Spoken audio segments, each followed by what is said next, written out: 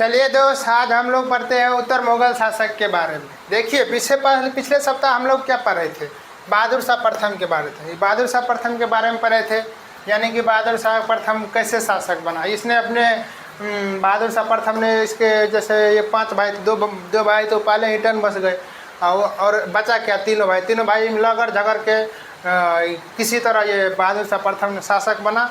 और इसका पहले से नाम इसका क्या था, मुअज्जम नाम था। इसने दोनों भाई को जब मृत्यु का था ये बोल रहा था कि हम तो बहुत बहादुर आदमी, इसीलिए इसने क्या नाम रखा अपना, बहादुर शाह नाम प्रथम रखा। देखिए बहादुर शाह प्रथम रखा। और ये इसके बाद इसकी मृत्यु देखिए 1712 ईस्वी में किसी मृत्यु हो गई थी। इसका मृत्यु क्या हुआ था, ये गुरु गोविंद सिंह के शिष्य थे बंदा बहादुर को इसने क्या किया था, बंदा बहादुर के विरुद्ध अभियान किया था, यानी कि इसको मारने की कोशिश की। एक तरह से मान लीजिए कि इसको ये, अब बंदा बहादुर तो अपने एक तरह से मान लीजिए बंदा आदमी था, इसको क्या चलने देते थे ये बहादुर बा को, तो बहादुर बा को नहीं चलने देते। इसी तरह बंदा बहादुर तो मरे नहीं, तभी बस इसको पकड़ लिया गया, मगर इसको बेचारा को ये बहादुर बा को चोट लग गया था, इसीलिए इसका मृत्यु हो गई कितने 1712 ईस्वी में। अब ये बहादुर शाह की मृत्यु हो गई। अब देखिए बहादुर शाह की मृत्यु हो गई, इसके बाद इसके चार पुत्र थे। कौन कौन पुत्र, जहांदार शाह हो गया आपको, ये अजीम हुसैन, रफ़ी हुसैन और जहान शाह। जैसे ही इसकी मृत्यु हो गई, इन चारों पुत्र में भारी भयंकर लड़ाई। अब ये बोल रहा था जहांदार शाह हम शासक बनेंगे, तो अजीम हुसैन बोल रहा था हम, ये बोल रहा था हम बनेंगे, तो ये बोल रहा था हम करके लड़ाई होने लगा। आप देखिए जीतता है कौन, चलिए आगे देखते हैं कौन जीता है। देखिए जैसे ही इस तीनों लड़ाई करने लगे तो जहांदार शाह ने क्या किया था, ये इसने थोड़ा सा चालाकी क्या कर लिया था। उस समय मुगल दरबार में यानी कि जो 3 गुट रहते थे। सबसे पहले आपको कौन हो गया था, ईरानी गुट। उसके बाद हम देखेंगे 2 गुट को आगे भी पढ़ेंगे, वो सब के बारे में पढ़ेंगे। देखिए ईरानी गुट ने क्या किया, ईरानी गुट से क्या किया था जहांदार शाह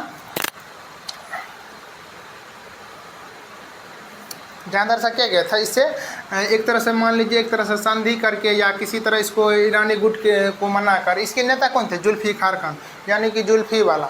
हालांकि इसको जुल्फिकार खान को जुल्फी वाला नहीं कहते, मान लीजिए कह देते हैं हम लोग जुल्फी वाला से क्या किया था, इसने समझौते कर लिया। जुल्फी वाला को बोला क्या, जो यदि हमको शासक यदि हम बन जाते हैं तो तुमको कोई बड़ा पद दे देंगे या धन दे देंगे, कोई क्षेत्र दे देंगे, कुछ दे देंगे।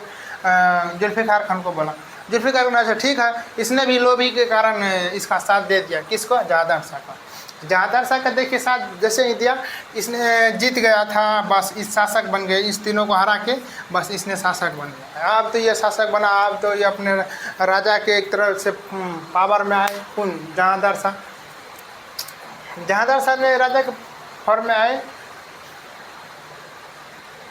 देखिए जहांदार शाह क्या होता, थोड़ा से मान लीजिए एक विलासी प्रवृत्ति का थी, यानी कि जो मौज मस्ती करने में अच्छा लगता था, यानी अपने क्षेत्र का विकास नहीं करते थे। जनता को कौन सा हाल है, क्या है, नहीं है, वो सब नहीं देखते थे।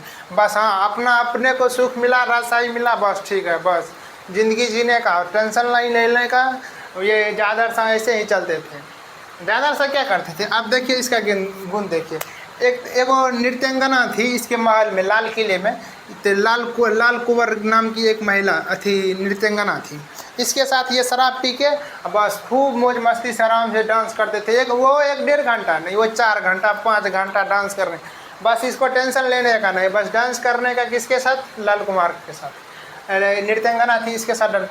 कुछ मंत्री और आके इससे बोलते थे कि सर थोड़ा सा जनता के भी पक्ष में थोड़ा सा काम कीजिए। तो जहांदार साहब बोलते थे कि ये तो शराब पीने था, तो मान लीजिए ये क्या बोलता होगा, कि मुझे पीने का शौक नहीं, पीता हूँ गम भुलाने को, तेरी यादें मिटने को, तेरी यादें मिटाने को। इसी तरह किसी तरह कोई गाना गा होगा, उस समय के पता नहीं कौन गाना होगा।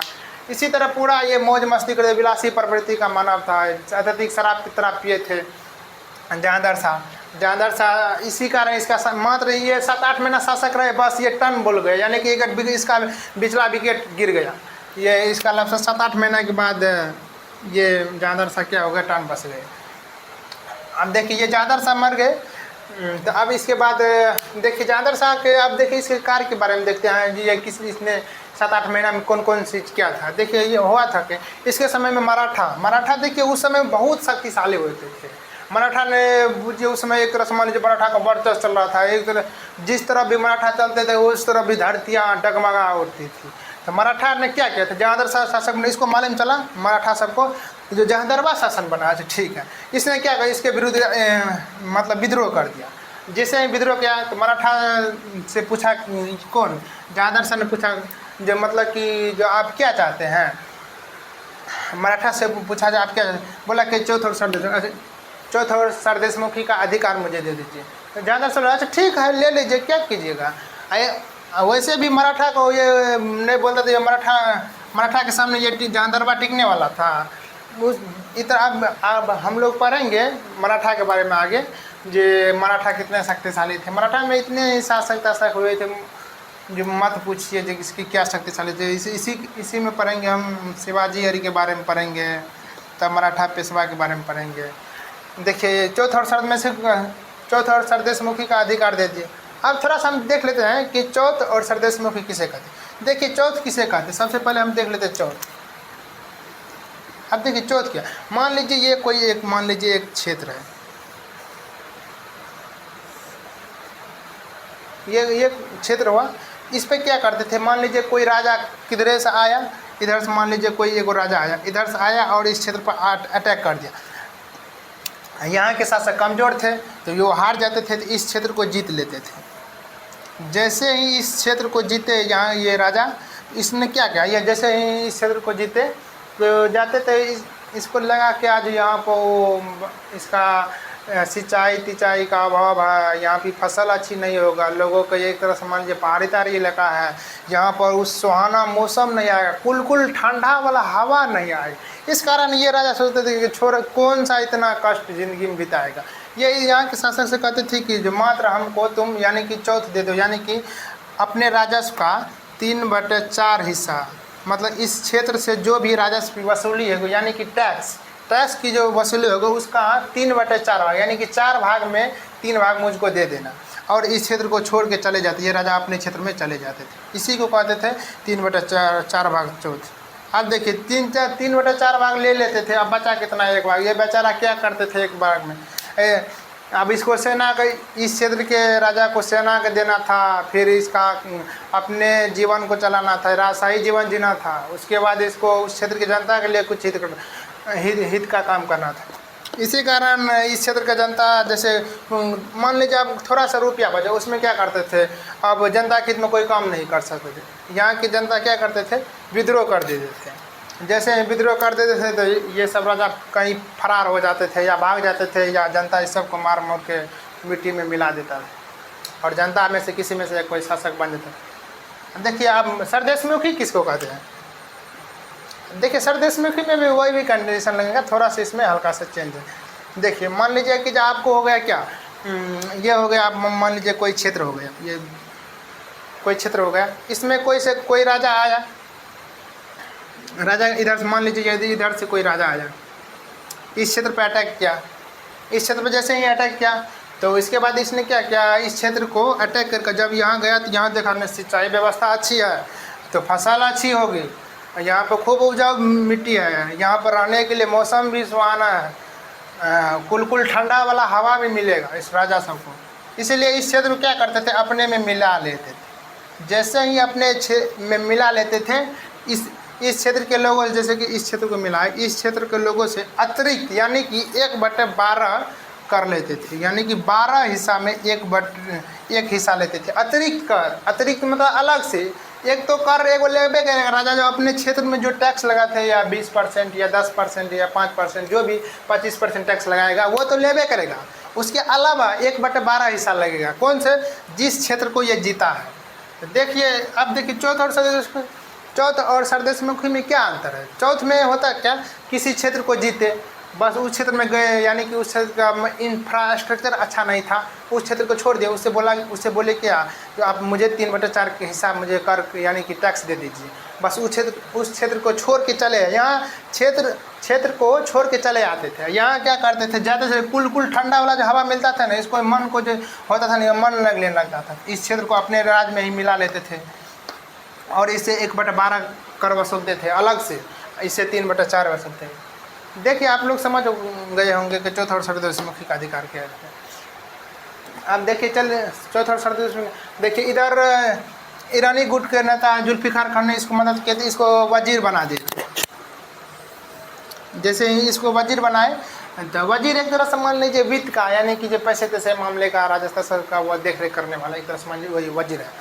और जुल्फिकार खान एक तरह से मान लीजिए थोड़ा बुद्धिमता आदमी था, यानी कि जो एक तरह से विजडम था। इसने क्या किया था, ये तो बेचारा ये तो पीने में ही लगे रहता था। एगो लाल कुमारी थे, इसके सामने डांस लगा के गाना ताना बस डांस करते रहते थे 7 घंटा 8 घंटा, इसको तो कोई पता नहीं चलता क्योंकि ये नशा में अपने डूबे रहते थे। अब देखिए जुल्फिकार खान ने क्या किया था, बहादुर शाह प्रथम ने, आपको हो गया ये बहादुरबा क्या करते थे, ये भी अपने भाई की हत्या करके, ये इसका उम्र भी लगभग बहादुर शाह का 63 साल हो गए थे। तो बहादुर शाह प्रथम क्या किए थे, जागीरों का वितरण अधिक कराए। जागीर किसे कहते हैं, देखिए जागीर मतलब हो गया जैसे कि जो बहादुर शाह का जो सेनापति होगा या कोई बड़े बड़े मंत्री होगा, तो उसको वेतन ना देकर उसको क्या बोलते थे, आपको ये जैसे कोई ये हो गया, ये क्षेत्र ले लीजिए, बस इस क्षेत्र का जो राजस्व का वसूली होगा यानी टैक्स आएगा वो आप रख लीजिए। मंत्री सबसे कहते थे, यानी कि मंत्री को वेतन नहीं देखे, मंत्री को क्या उसको भी अच्छा लगता था कि वेतन से अच्छा कि इसे टैक्स के रूप में वसूली हो जाता था। मंत्री सब भी बहुत खुश रहते थे। तब इसके बाद देखिए बहादुर शाह प्रथम के बाद कौन शासक बने थे, जहांगीर शाह बने थे। जहांगीर शाह तो ये तो पियक्कर था। अब जुल्फिकार खान ने क्या किया था, इस जागीरों के वितरण पर यानी कि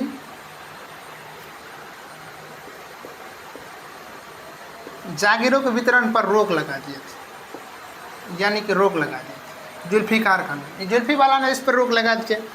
अब इसने क्या कहा, अब रोक लगाया जागीर में वितरण पर, तो क्या किए, तो जैसे ही रोक लगाए, अब इस ये राजस्व का वसूली कैसे करते थे अपने क्षेत्र में। जैसे मान लीजिए ये कोई क्षेत्र, इसके समय में देखिए राजस्व का वसूली तो नहीं होता पाया, क्या कोई विभिन्न मंत्रियों को दे देते थे ये सब क्षेत्र। तो इसके समय में हुआ क्या, बहादुर शाह प्रथम में वित्तीय संकट की स्थिति पैदा हो गई। वित्तीय संकट मतलब पैसा का अभाव हो गया था। ये राजा को कभी कभी टेंशन हो जाता था, रुपया नहीं बचा, ये नहीं बचाया था। इधर से मंत्री ले सब रुपया कोई क्षेत्र में लेकर गदगद रहता, पूरा खुश है, एकदम जिंदगी जीता था। इधर बहादुर शाह को प्रथम को तो उतना रुपया नहीं था, यानी एक तरह से वित्तीय संकट की स्थिति उत्पन्न हो गई। मगर अब जुल्फिकार खान क्या करेगा, ये तो बोलेगा ना अच्छा ऐसे शासन नहीं चलेगा। इसने थोड़ा सा दिमाग लगाया, अब बोला तो करेंगे कैसे करेंगे। इसने क्या किया, जितने भी क्षेत्र बचे थे उस क्षेत्र का वसूली कैसे करते थे। मान लीजिए ये कोई क्षेत्र हो गया, मान लीजिए एक निश्चित क्षेत्र में, इस निश्चित क्षेत्र में क्या करते थे, ये मान लीजिए 1 साल का टैक्स लगा देते थे। आपको 10,000 रुपया देना है, 10,000 देने का, बस आप 10,000 मान लीजिए इस क्षेत्र में। यहाँ के जो मान लीजिए किसान होता था या मजदूर वर्ग, किसी कारण बस इसकी फसल अच्छी नहीं हुई, ये बेचारा क्या करेगा, ये टैक्स मतलब उतना नहीं इसको बचत हुआ है, किसान सबको फसल अच्छी नहीं हुआ या किसी कारण बस बर्बाद हो गया फसल, तो इसको रुपया नहीं हो पाता 10,000। इसको कहता था जुल्फिकार खान को, सर थोड़ा सा अब की बार ना फसल अच्छी नहीं हुआ, तो ना रुपया बोले ना, एक बार 10,000 देने का, टेंशन ज़्यादा मेरे को नहीं है, तुमको बोल रहे देने का तो देने का, 10,000 रुपया देने का। ये तो थोड़ा कड़क आदमी थे जुल्फिकार खान, 10,000 देने का तो देने का, बस 10,000 इससे ले लेते थे। इस तरह जो व्यवस्था करते थे यानी कि कर की वसूली करते थे, इसको कहते हैं इजारा व्यवस्था, इजारा प्रणाली या इजारा व्यवस्था कहते हैं। इस तरह से ये कर का वसूली करते थे। धीरे धीरे 7-8 महीने के बाद ये बेचारा टन बोल गए, यानी कि इसकी मृत्यु हो गई। अब इसके बाद कौन शासक बनेगा, अब अजीम हुसैन का बेटा होगा कौन, फारूक सियर। देखिए फारूक फर्रुखसियर शासक बनेगा, फर्रुखसियर शासक बनेगा। ये भी फर्रुखसियर थोड़ा सा चालाक निकले थे। फर्रुखसियर ने क्या किया था, ये भी सोचा कि जब हम शासक बनेंगे तो बचेंगे, क्योंकि इस समय भी ये सब इसका जिमुस्तान अली का बेटा होगा वो भी विरोध कर रहे थे। इसने क्या किया था फर्रुखसियर ने, ईरानी यानी कि ईरानी गुट हो गया। अब दूसरा गुट कौन थी, दूसरा गुट थे सैयद बंधु। सैयद बंधु किस, यानी सैयद बंधु में दो आदमी थे। बंधु मतलब होता है भाई, यानी दो भाई थे, हुसैन अली और अब्दुल्ला खान। तो हुसैन और अब्दुल्ला खान का फर्रुखसियर ने बोला कि जो तुम दोनों मुझे सहायता करो शासक बनने में, यानी कि राजगद्दी पर बैठने। हुसैन अली और अब्दुल्ला खान बोले हाँ सहायता क्यों नहीं करेंगे, अच्छा बहुत अच्छी तरीके से करेंगे। हुसैन अली और अब्दुल्ला खान ने इसको सहायता कि फर्रुखसियर को शासक बनने में। ये शासक बन गए और हुसैन अली को सेनापति बना दिए, और उसके बाद हो गया आपको अब्दुल्ला खान को वजीर घोषित कर लिया अपना। इस तरह ये भी शासन करने लगे। फर्रुखसियर को हुआ का एक दिन जैसे कि फर्रुखसियर एक दिन ऐसे ही इसको कोई तबीयत वबीयत खराब हो गया, तो इसको बुखार तुखार या कोई बीमारी हो गया इसको, तो इसने राजवैद्य को बुलाया, यानी कि जो एक तरह से मान लीजिए कि आज के डॉक्टर के समान उन लोगों को बुलाया। उन लोगों को बोला क्या जो आप लोग मुझे ठीक कर रही है, जो भी बीमारी है उसका निजात दिलाइए, उसे निकालिए, आप लोगों को जितना हो सकेगा, या कुछ रुपया या कोई क्षेत्र या दान तान में दे देंगे होगा फर्रुखसियर का। मगर राजवैद्य ने क्या बोला कि जो फर्रुखसियर के, सर आप जो है आप नहीं बच पाइएगा, ये बीमारी से हम निजात नहीं दिला सकते। अब फर्रुखसियर बेचारा टेंशन में, अब करेगा तो करेगा क्या, ये बेचारा बहुत टेंशन में जाके किसी के घर में, जैसे कि कोई दरबार कोना में जाके बैठ के बेचारा आराम से टेंशन में डूबे रहता, अब तो हम चले जाएंगे। देखिए ये भर दिन टेंशन में रहता था। एक दिन अब हुआ क्या, इसी बीच में अंग्रेजबा चले आया। अंग्रेजबा कौन आया था, जॉन सुरमन आया था। मार्कर थोड़ा सा नहीं चल रहा है,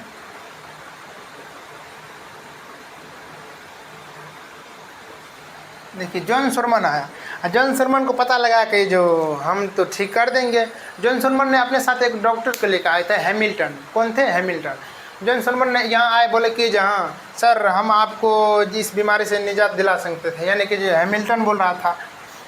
तो बोला ठीक है, इसने बस उस बीमारी इसका निजात वो अंग्रेजी दवा से ठीक किए थे। कैसे ठीक है, अब देखिए चार अंग्रेजी दवा से कैसे, वही सुई लेके अब बस अब जिस तरह से गांव में जाके अब भैंसिया सबको ऐसे मारते हैं, उसी तरह किसी तरह भग के बस फर्रुखसियर को ठीक किया। ये एकदम टनटना गया, अब तो इसको दीवाना हो गया। इसको लगा कि मुझे मृत्यु से एक तरह से मान लीजिए मुझे जान की प्राप्ति हुई, यानी कि मृत्यु के रास्ते से ये घुरा है फर्रुखसियर। अब फर्रुखसियर तो पूरा खुशी था, अब करेगा तो करेगा क्या।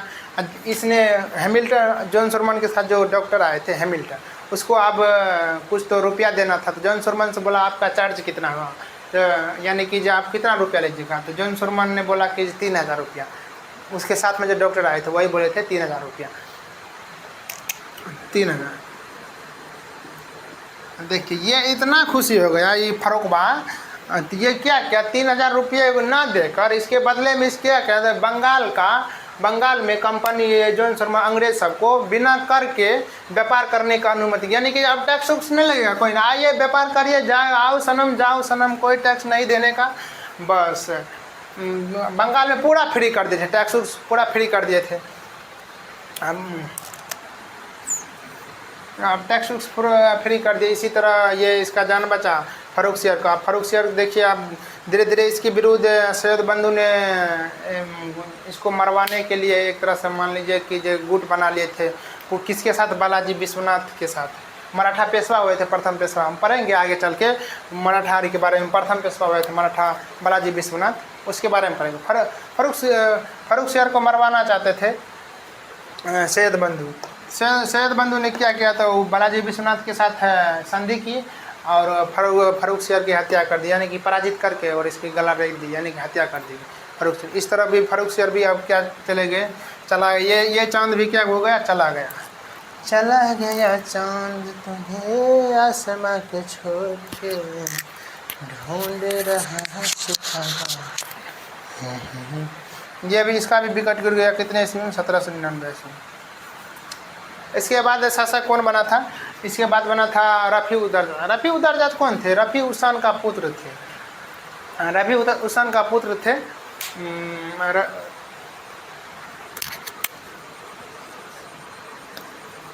चलिए आप देखते हैं अगले स्लाइड में, अगले चल कल मिलते हैं, ठीक है, ओके जाते हैं।